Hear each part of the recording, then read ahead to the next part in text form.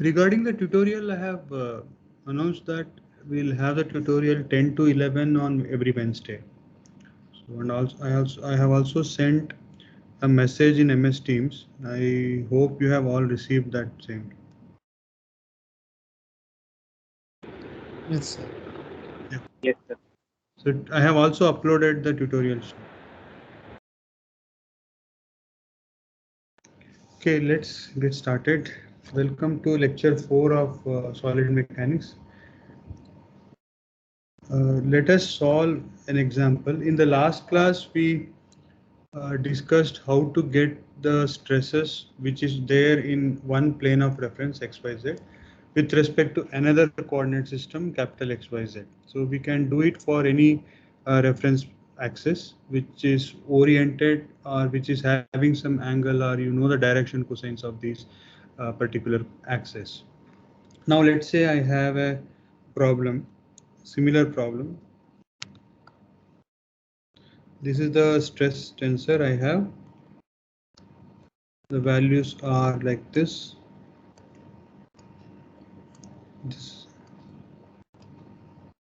These are all in megapascal. Okay, this is a stress tensor with respect to x, y, z reference.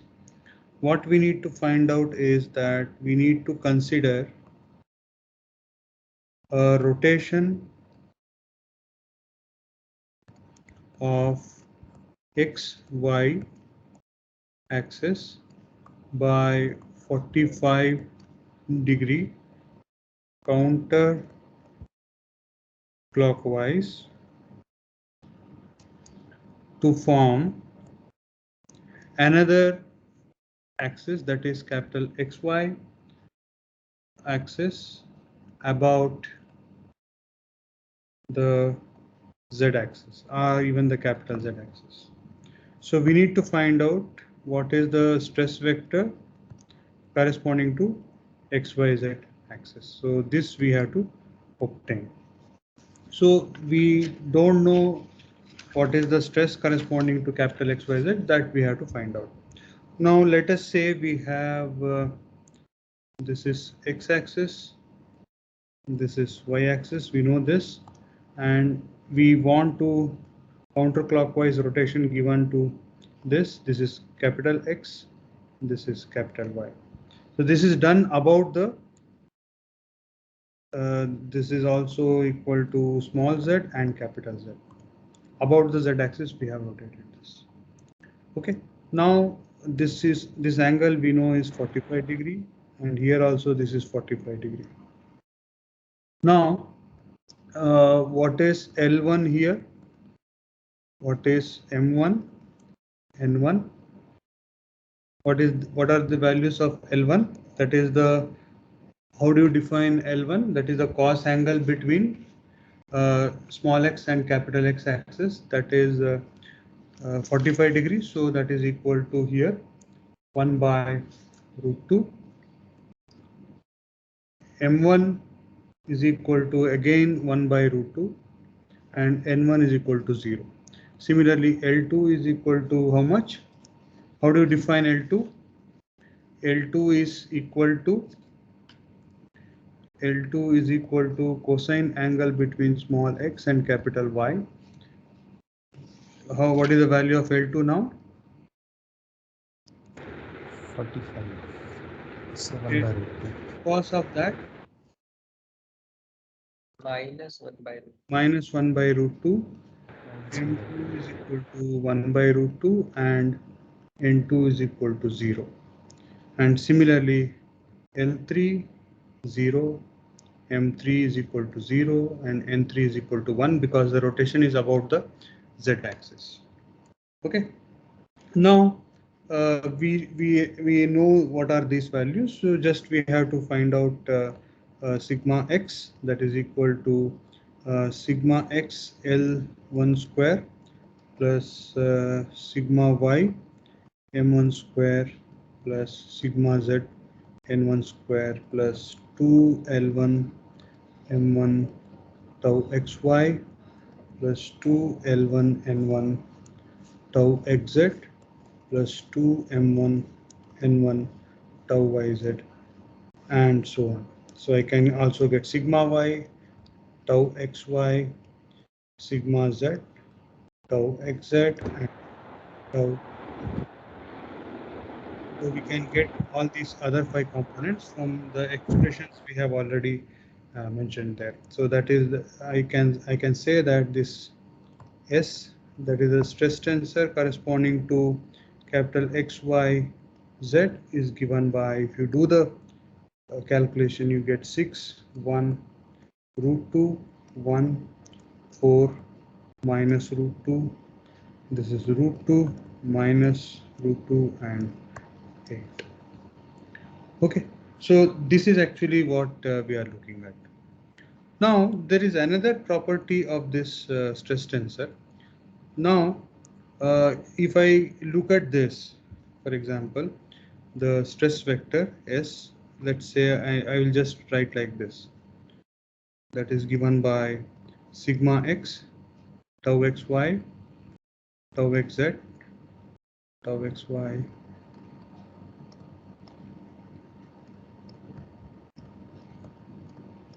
There are something called as invariants. I can write, for example, I1, that is equal to the sum of these three, that is sigma x plus sigma y plus sigma z.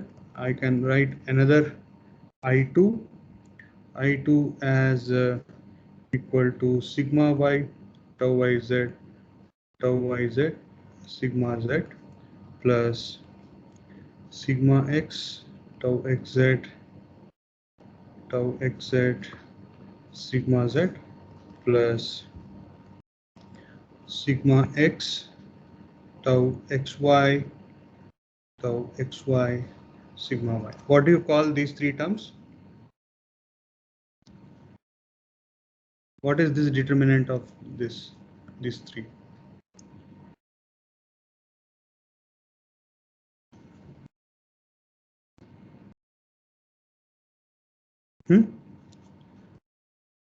For a matrix, what do you call this? Determinants. Sorry? Determinants. You are not. Covectors. Huh? Covectors. Cofactor? Yes. Cofactor. Yes. Yes. Vectors. Minus, right? Minor of the diagonal terms. Yes, yes. Right? That. Sorry? Yes, sir. Yes. Minor of the diagonal terms, right? This is what we call I1 is actually what we call it as trace of. Yes. And I2 is sum of minor of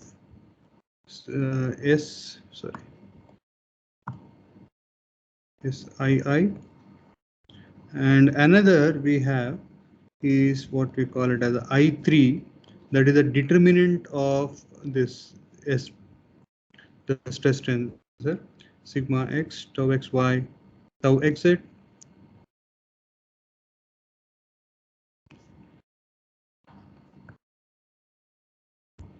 So this is actually I3 is equal to the determinant of S. Okay, so what is the application of this? Now, for example, if I take this matrix 4, 1, 2, 1, 6, what is I1 for that? I'll write that again, the matrix again. So this is equal to, I'm just writing it again, 4, 1, 2, 1, 6, 0, 2, 0, 8. Okay, what is I1 for this? I1 is equal to 4 plus 6 plus 8, that is equal to 18. I2 is equal to 4116 plus 4228 plus 6008.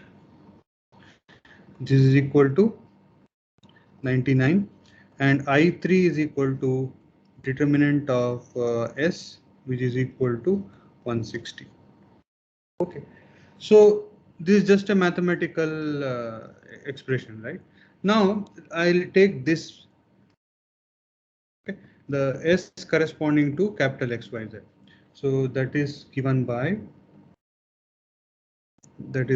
I'm taking another one, that is S prime corresponding to XYZ, that is given by 6, 1, root 2, 1, 4, minus root 2, root 2, minus root 2, and 8.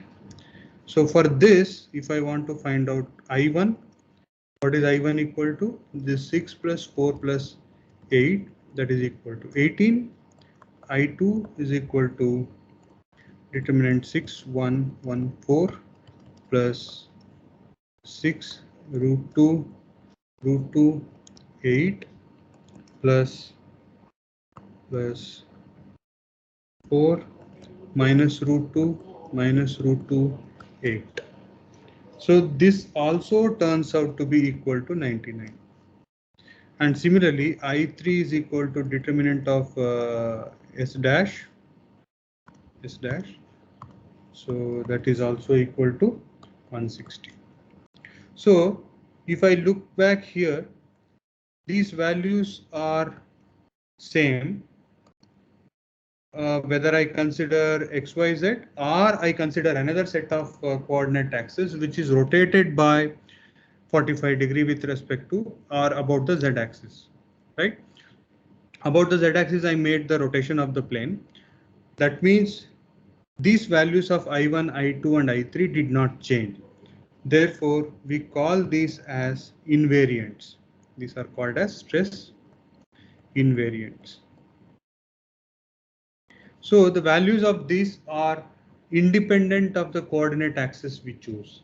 So whether you choose any like XYZ, which are uh, the Cartesian coordinate, or any rotated plane. So irrespective of the plane you choose or the direction you choose, these values remain same. So therefore we call it as stress invariants I1, I2, I3. So you can go to any plane, it remains same. Okay. So that is the one we are looking at. Now we can consider another example. So this problem is clear. We just wanted to know what happens if you rotate. There are some invariants exist. So this was the purpose of explaining this problem. So Sir, yeah. Sir, how can we physically explain that these are invariants? I mean, why are these invariants? Physically, yeah. Physically. Yes. So we can say, for example, that let us consider the first invariant, that is sigma x plus sigma y plus sigma z. We can say that the sum of normal stresses on any three mutually perpendicular planes should be constant. That is what we consider, right? Physically, that is the meaning for the first invariant. Second and third I can explain later because it requires some more background. First one, if I want to say this sum of the normal stress on any mutually perpendicular three planes, right? So they are constant. Yes, sir. So that is physically it is explained. Yes, sir. Okay, so that is the stress invariant. Now, after going through this, so we can take another example. Quickly, we can take up another example, that is, let's say the stress is equal to 3, 1, 1, 1, 0, 2, 1, 2, 0. So we want to find out what is the normal and shear stress on a plane whose normal is equally inclined with x, y, and z axis. So we want to find out what is the normal and shear stress on a plane whose normal is equally inclined with x, y, z axis. So you understand what is this problem is? Yes, sir. Okay. Now, what is the direction cosines? How do you write the normal which is equally inclined with all the three axes? All direction So- cosines are 1 by root 3. 1 by root 3, right? So it is 1 by root 3 I cap plus j cap plus k cap. K. That means L, M, N R is equal to 1 by root 3. So here on for this plane, we need to find out what is sigma n and what is tau s on this particular plane. Okay, so it's a very simple example. We can find out. Now, how do I get this sigma n? Sigma n is equal to, I can easily say that is equal to, there is an equation, right? Sigma x L square plus sigma y m square plus something, right? Sigma z n square plus 2lm tau xy plus 2mn tau yz plus 2ln tau xl. So if I know this, I can find out what is the value of this. Now I can also find out, I also require the resultant stress, right? So I need the value of Tn in this. Tn is equal to what? Tn is equal to, I can say that I just wrote in the one of the previous class that it is equal to Tnx I cap plus Tny j cap plus Tnz k cap. Okay, because for getting the tau s, I require the resultant or the traction vector. Okay, so I need this Tnx, Tny, Tnz. So in turn, this can be written as Tnx, Tny, and Tnz can be written as equal to, if you refer back to that, I can say it is equal to sigma x, tau xy, tau xz, tau xy, sigma y, tau yz multiply with L, M, N. So do you remember the equation that we wrote Tnx is equal to L times sigma x plus M times tau xy plus N times tau yz. Tny is equal to, so you remember this equation, right? So it is L times tau xy plus M times sigma y plus N times tau yz. So same thing is written in the matrix form. Therefore, now I can say that this equation is now equal to 311 102 120 times 1 by root 3 1 by root 3 1 by root 3. So this first term is equal to 5 by root 3. Second is equal to 1 by root 3 plus 2 by root 3 is root 3. This is also equal to root 3. Therefore, I can say that Tn is equal to, I use this equation. Tn is equal to 5 by root 3 I cap plus root 3 j cap plus root 3 k cap. So this is the traction vector I am interested in. Okay, now I can go to this expression by using L, M, N. I know I can find out what is the value of sigma n, right? What is sigma n now?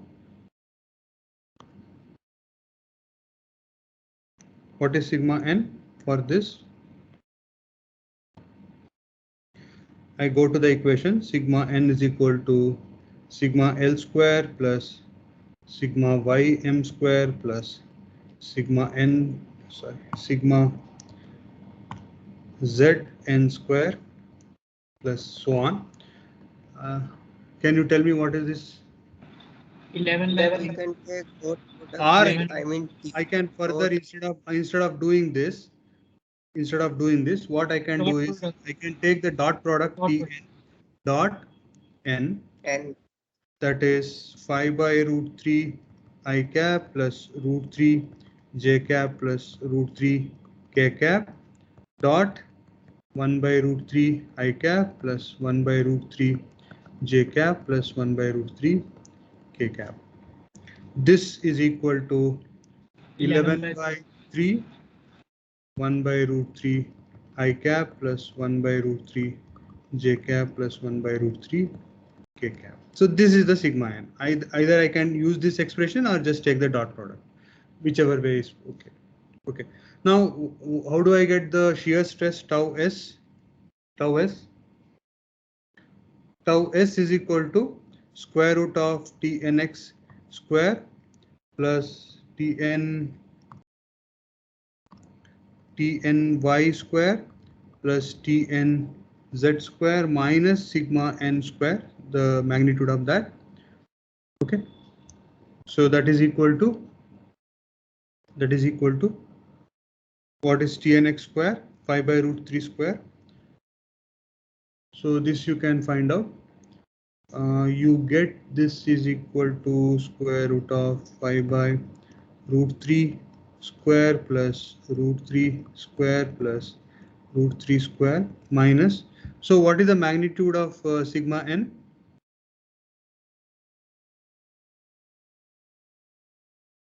What is the magnitude of sigma n? Sir, 11 by 3. 11 by 11 by 2 3. root 2 by root 3. 11 by 3 root 3. hmm? Okay, 11 by 3. What is the magnitude of sigma n? 11 Sir, by 3. 11 by 3. 11 by 3. 11 by 3. Okay. So this one is equal to, check the 2 root 2 calculation, by 3. 0.9428, something like this you get. Okay, so this is how we get. Otherwise, there is another option.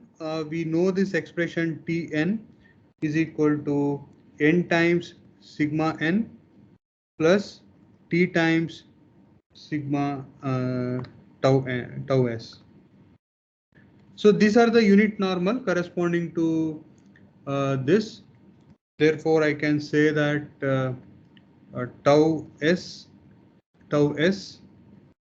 is equal to what?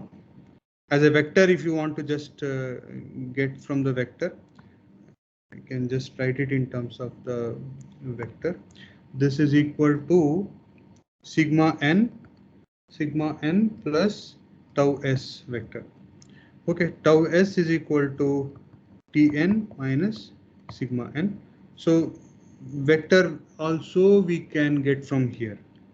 Okay, so what is this equal to?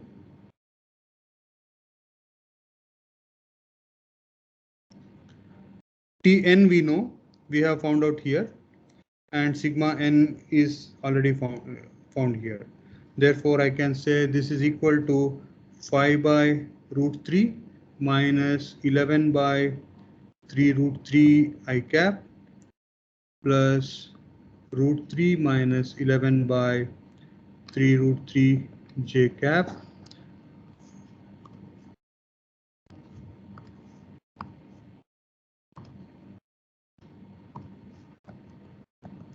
plus root 3 minus 11 by 3 root 3 k cap. So this is actually the vector representation of this shear stress, which is equal to 0.7698 plus minus 0.3849 j cap minus 0.3849 k cap. Therefore, tau s is equal to the magnitude of this is equal to again 0.9428. So you may ask me that if I consider this approach, I know the shear stress, which is actually tangential to that plane. So we don't know which direction it is acting. So therefore, if I do in this manner, I can get what is the exact direction of the shear stress on that particular plane. So both way we can find out the same thing. Okay. So this is about finding out the normal and the shear stress with respect to a plane. Now we understood that we can do the transformation of the stresses corresponding to a different reference. Also, we can find out what is the normal stress on a particular plane having some inclination if you know the direction cosines of the normal. And also you can find out what is the shear stress also. So that means we know how to do the transformation because it's a symmetrical tensor, you can do that. We also know that any tensor can have this type of transformation rule. You can do the same thing for obtaining the strain transformation, transformation of moments of inertia, and so on. So if you consider at any particular point, right? So you consider any particular point on this solid body. So let's take these are the coordinate system we have, right? So coordinate system, if you have this is x, y, and z are 1, 2, 3, any direction. So you can consider so any directions like this. So 1, 2, and 3. So this is particular point P.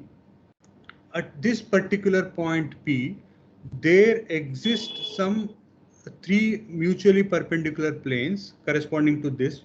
I can rotate it any way I want.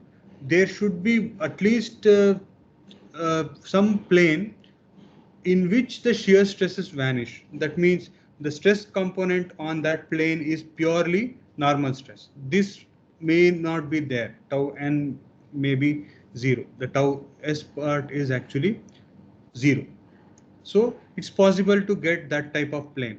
So by doing proper rotation of this XYZ R1, 2, 3 planes, we can get a particular 3 mutually perpendicular plane at the point P on which we say that the shear stresses are not there. So that means there are only normal stresses acting on a plane, right? So on this plane, we have this is sigma n and this tau s is equal to 0 on this particular plane. Okay, that means the resultant stress is purely normal. Okay, so this is the resultant stress Tn also. There is no shear component, tangential component is 0 on this plane. So any plane in which this shear stress is equal to 0, any plane in which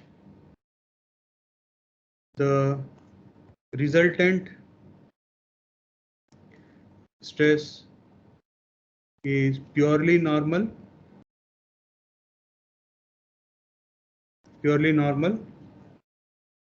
or I can also say that shear stresses vanish are known as principal planes. So in this sigma n, the resultant stress, I mean to say, is the traction tau n is equal to 0. Is the only stress. The resultant is purely normal, and there are no shear stresses on that plane. Is called as principal plane. Okay, so there are 3 such planes because you have this is the normal. Another you can get perpendicular to this, mutually perpendicular to this. You can find out, right? So there exist right. There exist 3 mutually perpendicular. There exist 3 mutually perpendicular planes. So where the shear stress tau s is equal to 0. That means whatever this stress we get on normal to that plane, the normal stress component on these 3 planes, which we call it as principal plane, the normal stress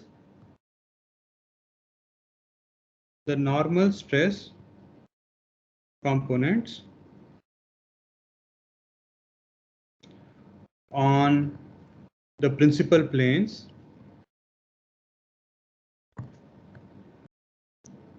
where the shear stress vanish are called principal stresses.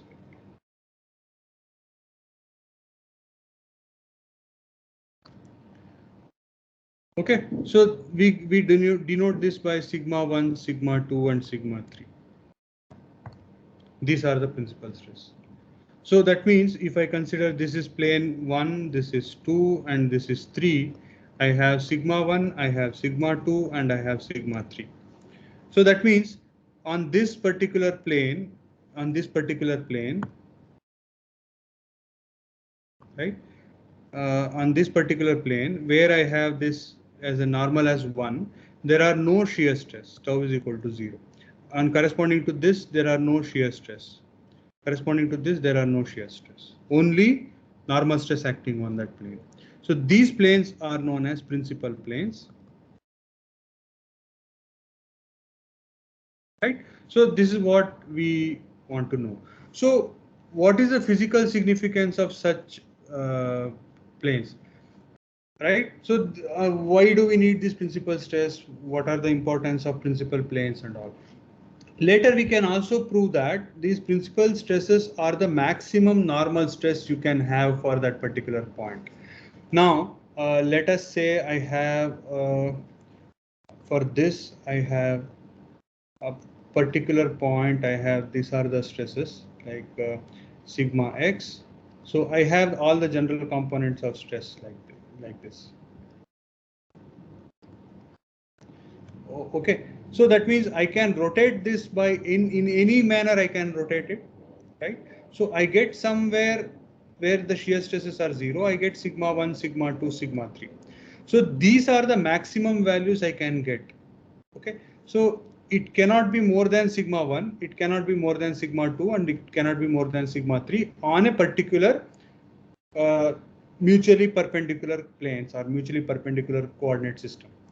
Therefore, this if I say that this is fixed such a way that I can say that sigma 1 is greater than sigma 2 and sigma 2 is greater than sigma 3, then this whole system can have the maximum normal stress in corresponding to any orientation will be sigma 1. It cannot be more than sigma 1. That means whenever I want to do the design, if I look at any physical system, if I look at any structural element, machine component, the loading direction can change at any time, right? So you change the application, that means the material will carry the stress. So you don't know in which direction it will act. That means sigma 1 is that particular stress parameter or the stress quantity, which is the maximum for that point. Correspond you considering every possible direction. So that means I am looking at a particular parameter or the quantity of the stress which is maximum. That means I am worried about that particular value. So that will give me the maximum value of the normal stress and the range of that minimum as well as the maximum value. So I can decide my design parameters based on this type of values. So now I would like to find out how to get the this kind of value. As I said that I can have one particular value. So that means the resultant is purely normal. I can say that this Tn is equal to n times sigma. N is the normal. That means it's the normal. So when I can say this normal is equal to Li cap plus mj cap plus n k cap. So this is actually corresponding to the normal of a plane on which so there are no shear stresses.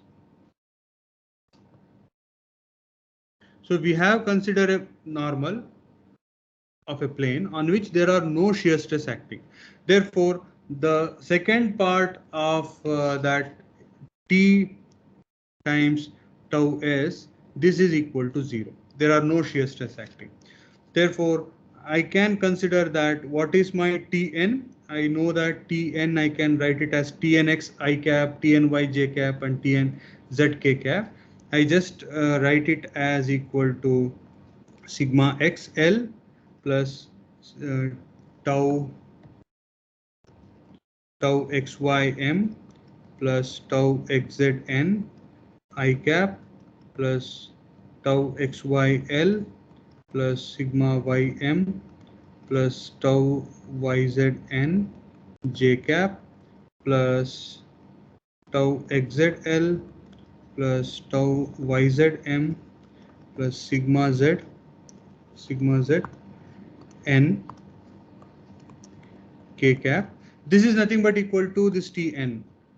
This is equal to n is the direction cosines or the unit normal, that is on for a plane on which there are no shear stresses acting, plus mj plus nk times sigma n, which is I call it as sigma. Sigma is actually unknown right now, right? So this is the equation I am writing, this part. So here I don't know the value of sigma. This is an unknown. This is the unknown value of the normal stress, because I don't know what is the normal stress on that particular plane where there are no shear stresses acting. Normal stress, understood? So we don't have any shear stress. Sigma is the unknown value. We have not found out what is the value of this. Also, we don't know what is the value of this LMN because we don't know on which plane the shear stresses are going to be vanished. So just we are considering that, we have to find out that also later, right? So this we don't know. So sigma is the unknown value of normal stress on such a phase, on a phase on which tau s is equal to 0, no shear stress acting on that. Therefore, now I can equate this and write it in a different form. I can say that it is sigma x minus sigma times L. We are equating the coefficients of LMN or IJK. We are equating the coefficients of IJK. Sigma x minus sigma L plus tau xy m plus tau xzn is equal to 0, and tau xyl equating the j coefficients plus sigma y minus sigma m plus tau yzn is equal to 0, and equating the k coefficients, k cap coefficients here. So it is equal to tau xz l plus tau yzm plus sigma z minus sigma n is equal to 0. Okay, so these are actually called as eigenvalue problem, right? We call this as eigenvalue problem because you get the characteristic equation in this form. Am I correct? Yes, yes. So this is of the form s minus sigma I n equal to 0. This is the characteristic equation. Therefore, I can write down that this is equal to sigma x minus sigma tau xy. In the matrix form, I am writing tau xz, tau xy, sigma y minus sigma tau yz, tau xz, tau yz, sigma z minus sigma times L m n are equal to 0. So I can't say this is equal to 0 all the time. That would be very trivial solution. Therefore, I should say that the determinant of this sigma x minus sigma y, tau xy, tau xz. For non-trivial solution, this is the condition I am looking at. Tau xy, sigma y minus sigma, tau yz, tau xz, tau yz, sigma z minus sigma. This determinant has to be 0. Therefore, if I get this determinant, I can find out that The value of the principal stresses are determined now. So that means the eigenvalues will give me the principal stresses for this problem. And then if I get the eigenvectors in terms of LMN eigenvector, I get the principal directions. That means the direction cosines of the normal for the plane on which there are no shear stresses. These are called as the principal directions. Okay, so let me solve this to get a cubic equation in the form of sigma q minus I1 sigma square plus I2 sigma minus I3 equal to 0. So here I need to use this I1 that is equal to sigma x plus sigma y plus sigma z, I2 which I have already used before, sigma x into sigma y plus sigma y into sigma z plus sigma x into sigma z minus tau xy square minus tau yz square minus tau xz square. And I3 is the determinant, that is the determinant of the stress vector I have without my minus sigma, because that I have to remove that. So here I get the stress invariants also in this. Therefore, I need to solve this equation and find out the three roots of the equation. Let's say equation A, that is sigma 1 comma sigma 2 comma sigma 3 are called as principal stresses.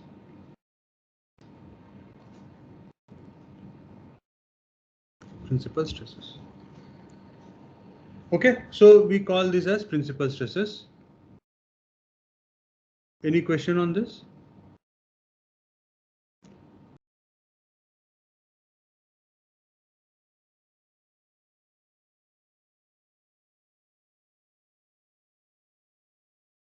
Okay, let us solve one example.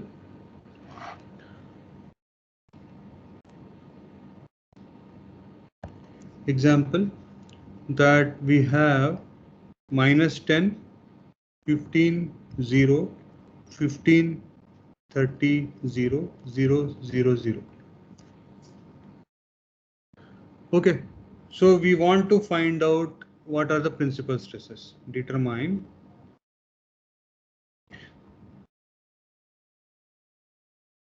the principal stresses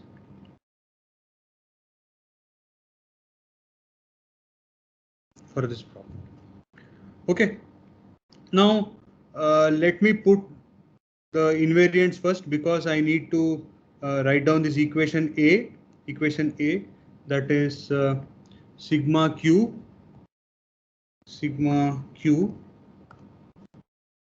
minus I1 sigma square plus I2 sigma minus I3 equal to 0. What is I1 in this problem?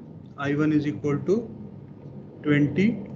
I2 is equal to, I2 is how much? 30 into 10, 300 minus 225. 300 and 225, it is minus 525.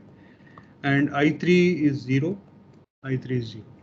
Therefore, my equation is sigma q minus 20 sigma square minus 525 sigma is equal to 0. So what are the possible roots here? Sigma 1 is equal to. So what are the roots for this equation? 0. 0. Fine. Then 15 minus and 30 and 10. minus 15 and 35. 35. Yeah. So I write it in an order. Sigma 1 is equal to 35. sigma 2 is equal to 0 and sigma 3 is equal to minus 15 megapascal. So these are all in megapascal. We can write this all in megapascal. Okay, so now these are the values of principal stresses. Now we want to know on which direction these are acting. Okay, I need to find out that. Now, if I have written it in this manner, sigma 1 greater than sigma 2 greater than sigma 3. I can find out that I know this equation, right? So I go back to this. I take this equation. I substitute the value of sigma here, the value of sigma 1 and sigma 1, and I find out L1, M1, N1. I substitute the value of sigma 2 here. This is the way you find out the eigenvectors. And I substitute sigma 3 here and I find out L3, M3, N3. So that will give me the three set of direction cosines corresponding to plane where the shear stresses are 0. So that means let me do it for one. Let's say sigma x minus sigma 1 times L1 plus tau xy times M1 plus tau xz times N1 is equal to 0. Then tau xy L1 plus sigma y minus sigma 1 M1 plus tau yz N1 is equal to 0.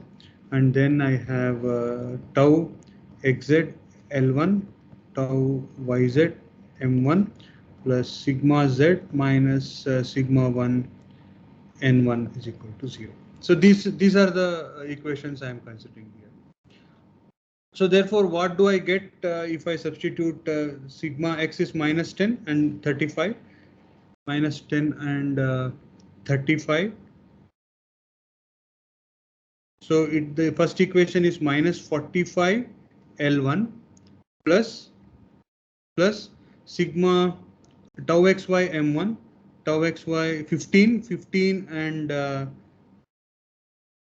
that is 15 M1 and plus 0 is equal to 0. This is the first equation. The second equation I will get is 15, 30, 0 are the values I have. So I have 15 L1 minus I have what is the value 30 minus 35, that is minus 5 M1 is equal to 0. And finally I have 0, 0, 0. I have minus 35 N1 is equal to 0. So can I solve this and find out what is L1, M1, N1?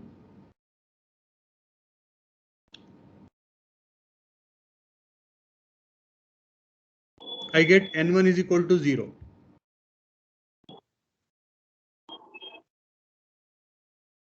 Okay.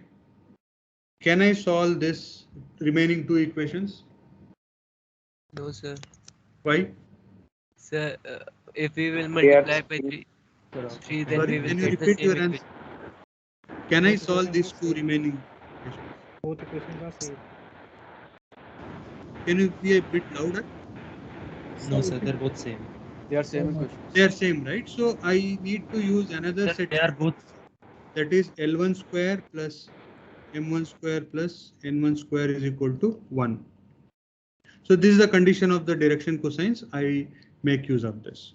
So based on this, now I can take any one of this, and in addition to that, I consider this equation. Either I can do this, right? So any one of this in addition to this, these are the two equations I have. Correct? Am I correct? Can I solve it now?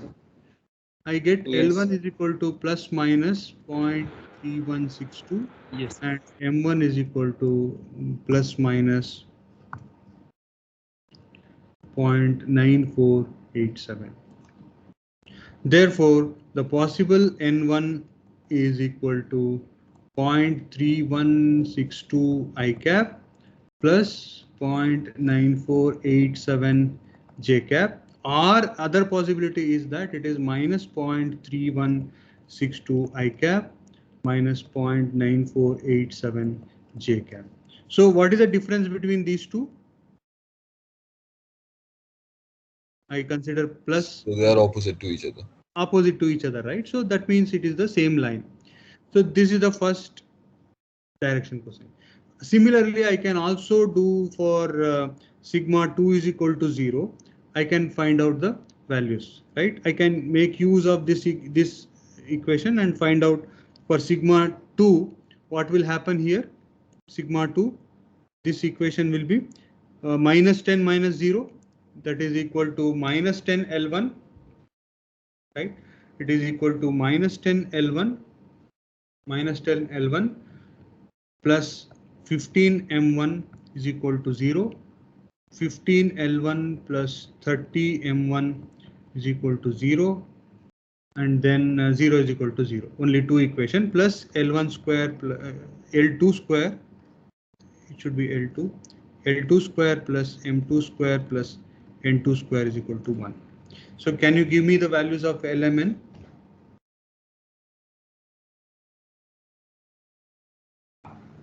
Zero, zero, one. L2 is equal to 0. M2 is equal to 0. N2 is equal to plus or minus 1. Therefore, N2 possible is equal to plus or minus K cap. This is the direction cosine of the second, right? That means I have, for example, this is X, Y, Z.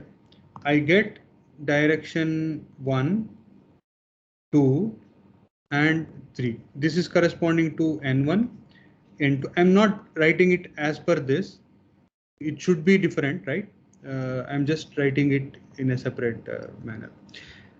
N2 is actually coming out to be plus or minus K. That means it should be the Z-axis, parallel to Z-axis, right?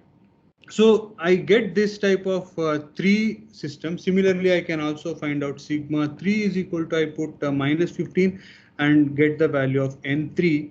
If I do this, I get this equal to 0.9487 I cap minus 0.3162 J cap. That is actually, this is N1 cross N2. Okay. So I can get the third one also. So these are the 3 mutually perpendicular directions we are interested in, where we know that there are no shear stresses acting and the sigma 1 you get is the maximum value. So we have not imposed a condition regarding the plane, anything like that, and we just found out what are the principal stresses. So by making the shear stress equal to 0. So the cubic equation that gave you 3 values of sigma, that is sigma 1, sigma 2, sigma 3. So finally we are getting the values of the direction cosines on which these sigma 1, sigma 2, sigma 3 are acting. Okay, so this is about finding out the principal stresses and their directions. So we call these planes as principal planes. These planes as principal planes. Sir, how did we got that all 3 will be orthogonal to each other? That's a good question, because why should it be perpendicular to each other? Yes, that is a good question. So I'll try to answer that in the coming lecture. Because yeah, you are right. What we have considered here is XYZ are the coordinate system which are mutually perpendicular. So when I say that the principal directions I obtained are also mutually perpendicular, it requires some mathematical proof, right? So this can be discussed later. Okay, so we'll take up that also. So is this clear, how to get the principal stress and how to get the principal planes? Yes, sir. Yeah. Okay, so we can continue this topic and then discuss further also.